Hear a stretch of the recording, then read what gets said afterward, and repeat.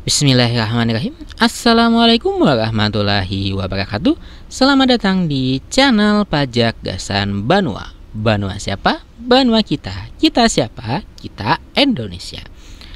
Bagi kawan pajak yang belum tahu bagaimana cara lapor pajak UMKM omset di bawah 500 juta, maka silahkan tonton langsung video yang ini. Asik nih, soalnya kita bahas cara laporan pajak khusus EPOM, yang mana pengusaha atau wira swasta atau UMKM yang penghasilannya di bawah pada 500 juta. Sebab yang 500 juta dalam setahun di tahun 2023 itu banyak dan gak bayar pajak. Jadi bagaimana cara lapornya? Ini tips serta cara laporannya biar gak bayar pajak di tahun 2023, 2024 sampai aturannya tadi habis. Yang pertama kita cek dulu nih, ada namanya, ada pembukuan, ada pencatatan. Kita ambil, jangan lupa pencatatan. Kemudian kita isi terlebih dahulu yang bagian ini. Nah, kode harta ini untuk harta tuh kan macam-macam, ya banyak macamnya deh. Kita isi terlebih dahulu, misal kita ada punya rumah, belinya atau bangunnya tahun 2020, harganya misalkan 500 juta, hak milik. Kemudian kita ada punya sepeda motor. Kalau misalkan kawan pajak udah ngisinya tahun-tahun lalu, itu berarti nggak perlu lagi ngisi, soalnya otomatis langsung masuk datanya.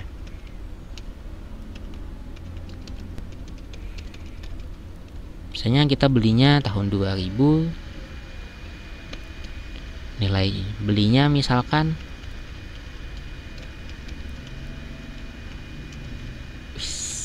Honda Repo. Kalau ada lagi silahkan ditambahkan, dipilihkan aja salah satunya. Kalau nggak ada lagi kita hapus. Kemudian next, langsung ke bawah kita geser. Di bagian sini ada namanya kewajiban atau utang. Sebenarnya kalau misalkan kawan pajak nggak mau ngisi kewajiban tanggungan itu bisa. Soalnya aset aja yang harus diisi, sebab kalau harta tuh nggak diisi nggak bakalan bisa melanjutkan ke pelaporan. Alasannya sebab apa? Kan nggak mungkin kita punya NPWP, yang namanya NPWP kan nomor pokok wajib pajak, yang pajaknya itu penghasilan, cuman harta kita nggak punya. Ya paling kecil apalah, kita kan lumrah ada punya HP, semuanya pasti ada. Punya sepeda motor ya satu tuh pasti kan. Nah yaudah, itu tuh yang pastinya diisi. Cuman alangkah lebih baik daripada kedepannya kita ngisi-ngisi juga, ya mending langsung diisi aja. Contoh kalau ada misalnya punya pinjaman atau utang, kita masukkan. Contoh utangnya di bank. Banknya bank apa? Misal bank misalnya BRI. Alamatnya di mana misalkan? Nah, contoh di tahunnya tahun kapan misalnya? Ya sudah lawas, misalnya 2022. Sisa pinjamannya berapa misalkan?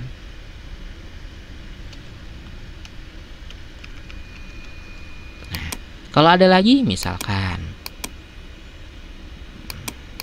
leasing. Nah, tahun berapa? Berapa pinjamnya? Nah, yang royal aja, repo tadi. 2017. Kemudian anggota keluarga. Contoh kalau misalnya ada, ya nih.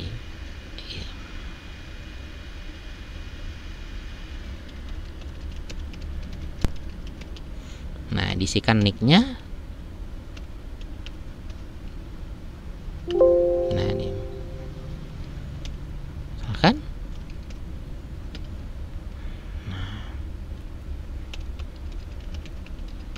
Nah, kalau ada lagi silahkan ditambah. Kalau misalkan nggak ada dihapus. Kalau bujangan ya nggak usah diisi. Jadi kita isi itu yang penting-penting aja. Misalnya nggak punya utang, nggak punya tanggungan, kosong. tapi aset tetap diisi. Kemudian apa? Lanjut. Selanjutnya di bagian ini kan kita ada ngisi data-data, kita coba tarik nomor 1, 2, 3 dan seterusnya. Enaknya apa? Kita ambil yang di bagian sini aja langsung.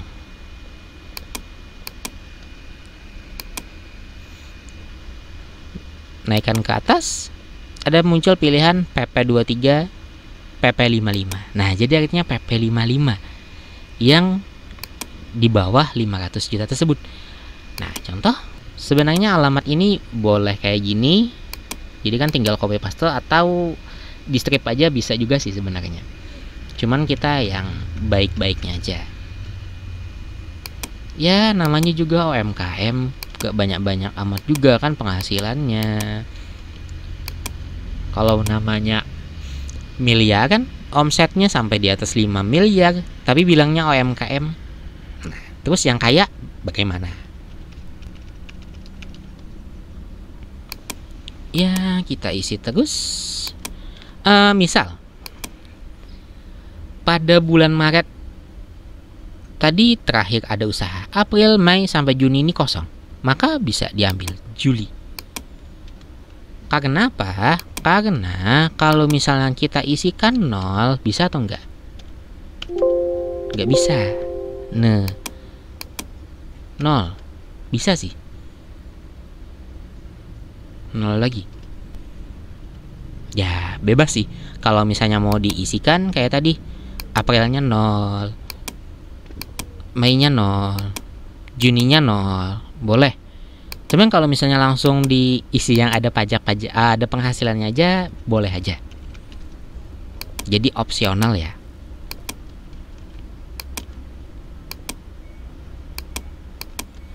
Masa Min gak ada penghasilannya? Ngaco nih. Ya namanya orang usaha.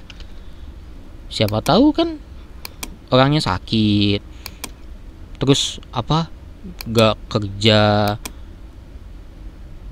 atau itu tuh yang lagi rame di Kalimantan Selatan, uang gak ada harganya.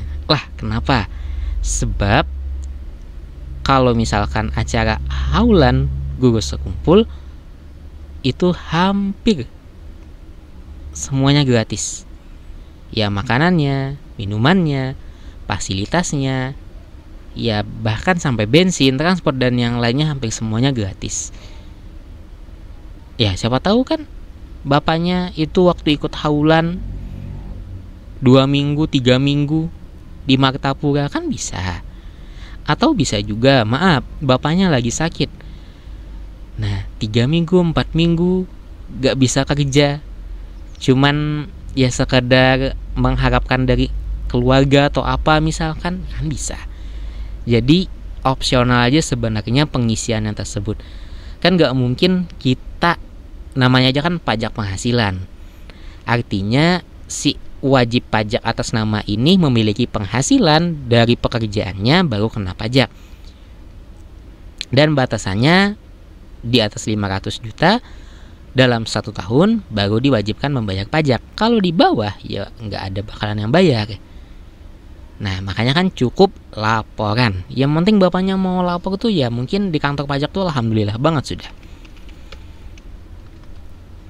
Nah apalagi kalau misalkan ada pembayaran, mantap lagi nih bapaknya. Misalkan nanti ada bayar, ya namanya kita usaha, nggak ada tahu kan, kadang untung, kadang bisa rugi, kadang bisa jualan atau enggak. Nah makanya dengan adanya aturan dari kantor pajak terkait omset 500 juta di bawah gak bayar pajak, itu sangat-sangat membantu bagi wajib pajak di seluruh Indonesia. Tanpa terkecuali yang usaha UMKM ataupun besar, kayaknya banyak tuh karena dampak dari aturan yang ini.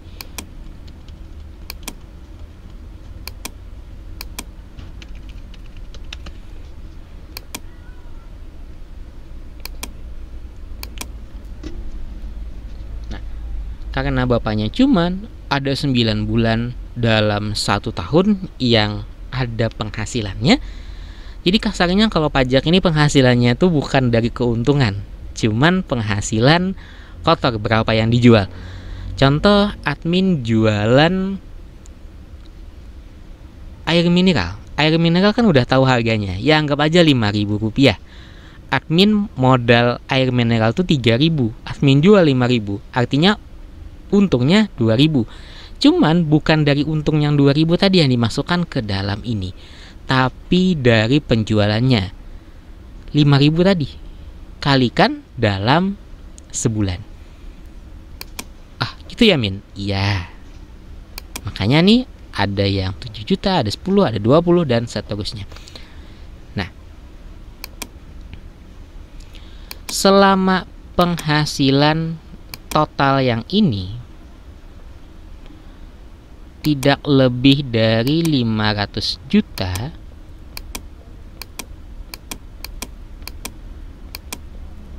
pajaknya